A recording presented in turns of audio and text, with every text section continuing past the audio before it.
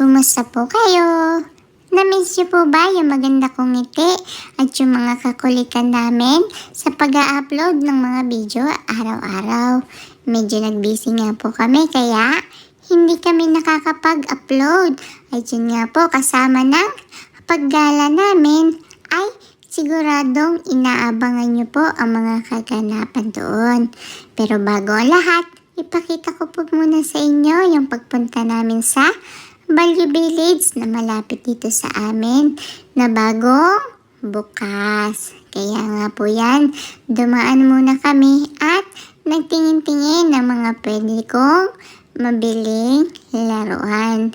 Pero dahil wala kaming pamili, kaya talagang piling-pili lang yung mga pwede kong kuhanin. Don't worry po, nililigpit ko na lang po ang mga kanang-kalat kong laruan. At nakita ko nga po itong green. Ang ganda-ganda niya at ang bigat-bigat. Kaya lang, ang mahal-mahal naman po talaga ng presyo nito. Alam niyo po ba?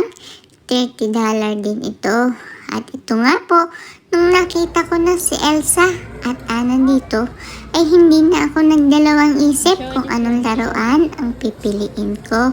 Talagang sila po yung inilagay ko sa cart at sinamahan ko na rin po ng CD nila na pwede kong panoodin kapag nagdadrive kami. At yun nga po, itong si Lily, pagkatapos ay pumunta kami dito sa Dollarama kasi may mga bagay kaming bibilhin pa na dadalahin namin sa pagbiyahe namin. Ayan nga po, medyo tinatamad akong maglakad niyan.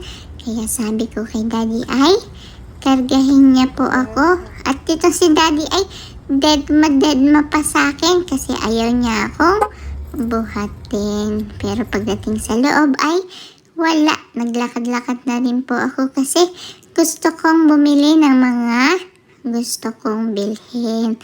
Nakapila na nga po ako dito sa cashier at medyo behave po ako kasi wala pong laman yung cart namin. Wala po ako masyadong pinili. Kaya ayan, nakatipid sa akin si Mami today. At yan nga po, habang naghihintay ako na makapagbayad dito ay naglalaro-laro na lang po muna ako. Ang tagal-tagal po kasi ng naunang customer sa akin.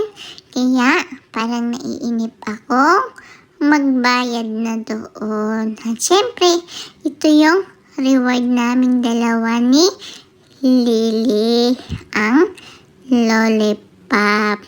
Ang ganda-ganda po kasi ng pagkabalot-balot niya at saka po yung design. Kaya nagustuhan namin dalawa ni Lily. Kaya ayan, pareho kaming may lollipop. Kaya lang, napakatamis po talaga niya.